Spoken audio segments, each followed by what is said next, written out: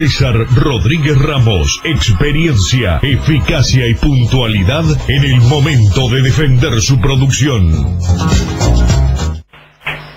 Seguimos, amigos, en Valor Agregado, lo habíamos anunciado hace algunos minutos. Vamos a hablar del tema de la contribución inmobiliaria rural, el descuento que se anunció este año para un grupo de productores de determinadas características. Así existía una duda a partir de la reglamentación. También vamos a hablar del tema seguros agrícolas. Vamos a recibir en este momento al contador Federico Camí, integrante del estudio Buyer Regules. Federico, arranquemos por el tema contribución inmobiliaria rural, que de alguna manera es un tema que abarca a un universo mayor de productores y de beneficiarios, que fueron medidas que se adoptaron este año por parte del Poder Ejecutivo. ¿Qué tal? Buenos días. Buenos días, Martín, un saludo para ti y para la audiencia.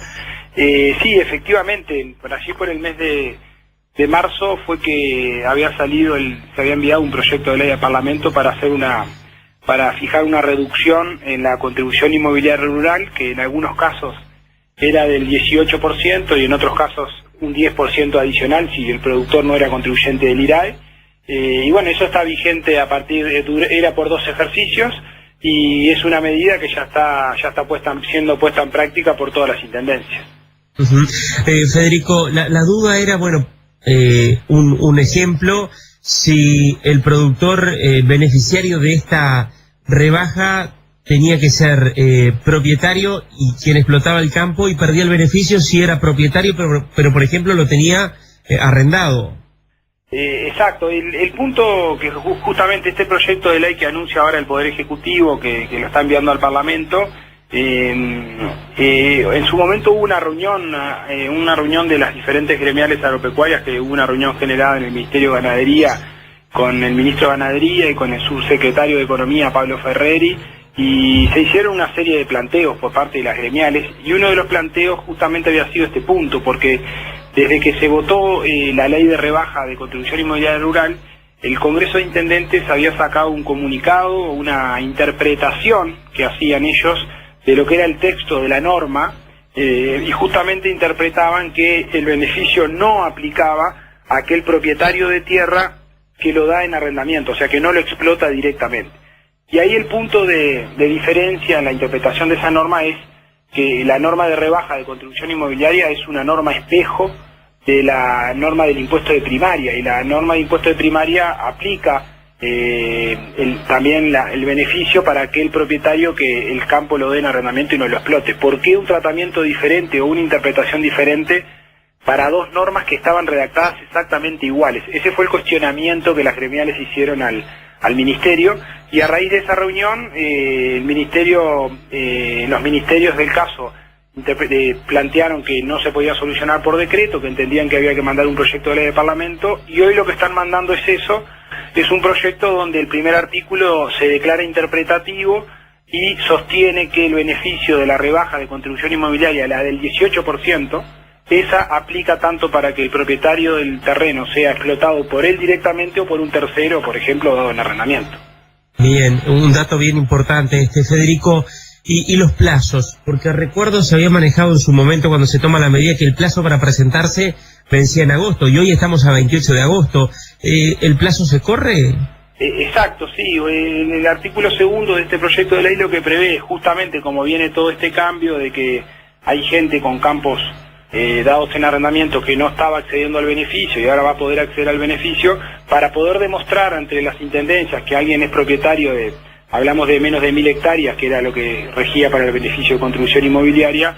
Ahí se extiende ese plazo de agosto, en caso de prosperar este proyecto de ley, sería extendido hasta el 31 de diciembre para poder presentar a las intendencias cuál es la cantidad de campo explotado. Bien, recordemos, tú recién decías al pasar, hasta 1000 hectáreas, recordemos las características del beneficio y las características del propietario que tiene que tener con respecto al área. Son 1000 hectáreas entonces. Exacto, el beneficio estaba dado por productores de hasta 1000 hectáreas de índice CONIAT, y el beneficio era 18% de rebaja para todos los casos, que ahora va a quedar claro con esto que el que da en arrendamiento también entra, y se había un 10% adicional de beneficio si el propietario además cumplía con la calidad de ser productor, que ahí sí tiene que explotar él directamente, y que no sea contribuyente del IRAE, o sea, por ejemplo, contribuyentes del IMEVA, iban a poder entrar en el beneficio sumado del 18 más un 10 adicional. Algunos van a tener la rebaja del 18, otros van a tener 28 puntos porcentuales de rebaja. Claro, seguramente lo que va a hacer la Intendencia, porque hay mucha gente que ya pagó la contribución todo el año, alguna especie de crédito fiscal para el próximo.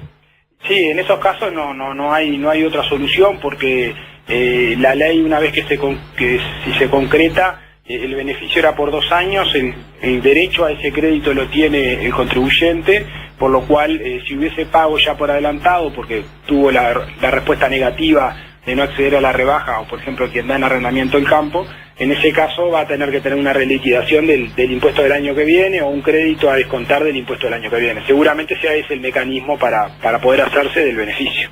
Bien, Federico, ¿cuánto representa más o menos por hectárea en un campo índice CONIAT 100 la contribución inmobiliaria?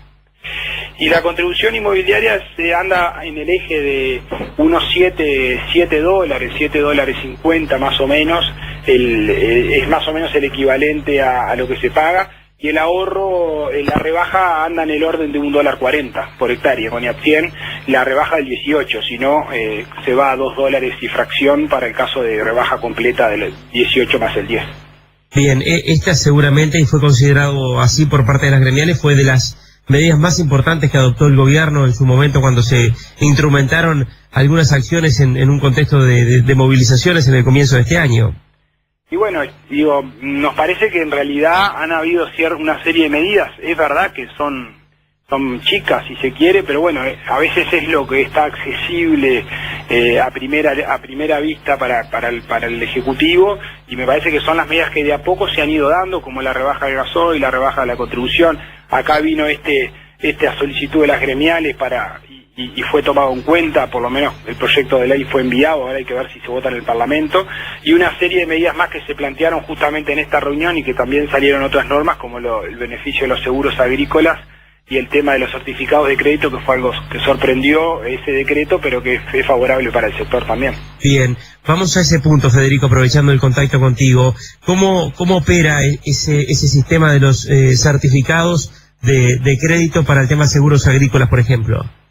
En realidad son 2 puntos. Por un lado, el proyecto de ley que mandaron al Parlamento prevé que para los contribuyentes del IRAE, que hoy en día el gasto por contratar un seguro agrícola es un gasto deducible del impuesto a la renta, lógicamente es un gasto que es necesario para generar y mantener la renta de la empresa, por lo cual es deducible. Lo que prevé este proyecto es que ese gasto sea deducible por 1.5 veces. O sea, si yo gasto $1.000 en un seguro agrícola, para la norma fiscal va a asumir que gasté 1.500 y voy a poder restar un 50% más del gasto. O sea, es un beneficio que lo que hace es ayuda a abaratar un poco el costo por la vía de pagar menos IRAE, abaratar el costo de contratación de los seguros agrícolas. Cuando se toman medidas de este tipo siempre pasa lo mismo, es decir, pero esta medida es para contribuyentes del IRAE, pero en el agro la mayoría de los productores son IMEVA. Bueno, entonces lo que hace la norma es trae directamente un crédito fiscal del 12% para los contribuyentes de IMEVA, o sea que si contrata el seguro agrícola de $1.000, va a tener $120 el productor, que tiene que hacer algún trámite, va a haber que hacer lógicamente, para hacerse de un certificado de crédito que lo puede usar para pagar, en estos casos normalmente para pagar el BPS. O sea que se da un descuento, una rebaja del costo de los seguros agrícolas de un 12% para el caso del contribuyente de IMEVA. Bien, Federico, ¿exclusivamente con el Banco de Seguros del Estado o también esto se puede utilizar en compañías de seguro privadas? Este gasto incrementado y este crédito fiscal es para la contratación de los seguros en general, que tanto sean del sector privado como del sector público. Si la empresa tiene gasto de contratación de seguros agrícolas, en ese caso se le va a reconocer un crédito fiscal para las dos situaciones. Y distinto es el caso de los certificados de crédito, que es el otro decreto, que eso sí está por decreto, que ya está vigente, ahora lo está instrumentando la DGI, posiblemente para mediados de septiembre quede implementado. Lo que estaba sucediendo, Martín, es que hay productores agropecuarios, y acá sí contribuyentes del IRAE, que han venido teniendo pérdidas los últimos años. Entonces, el IVA que le sobra al productor, como no hay renta para pagar, le genera un crédito, le genera certificados de crédito de IVA, que se usan para pagar el BPS, pero a veces es más que el BPS que tiene que pagar el productor, y hay muchos productores con sobrantes de certificados de crédito. Lo que hace este decreto es que el stock que tenga el productor al 30 de junio del 2018, o sea, hace 2 meses, el stock de certificados sin usar, se transforma en plata, en la medida que el productor va a estar habilitado por única vez hasta el 28 de febrero del 2019, de tomar esos certificados de créditos que tiene y llevarlos al banco para pagar un banco, para pagar servicios de entes autónomos y servicios centralizados, UTE, Antel, el Banco de Seguros, y para pagar empresas aseguradoras en general, o sea, las privadas también. Eso tiene un tope del orden de los $80.000 por productor, pero creo que es una medida que es muy positiva, porque si hay productores con créditos que a los 4 años esos créditos pierden validez, o sea que hay productores con riesgo de perder esos certificados de crédito de DGI, los puedo transformar en plata para hacer pagos en estas instituciones que decía. Bien, una medida importante también, Federico. No sé si te queda algún otro punto para agregar. Hemos repasado, me parece, los principales que tienen que ver con estas últimas medidas que se conocieron a propósito de temas que tienen que ver con el aspecto tributario, sobre todo. No, eran esas 3 medidas, estuvieron todas ellas, la de los certificados fue un agregado que se dio, pero estuvieron todas planteadas en la reunión de las gremiales con el ministro de Ganadería y el subsecretario de Economía, y bueno, y fueron plasmadas en normas y en proyectos. Queda que se apruebe lo que es el proyecto de ley, pero me parece que es positivo para siempre pequeñas ayudas para el sector, que es lo que demandaban los productores. Bueno, en lo que se pudo se les dio una ayuda que me parece que sirve para el momento, ¿no? Contador Federico Camí, integrante del estudio Buller Regules, muchas gracias por estar con nosotros. Un saludo, muchas gracias.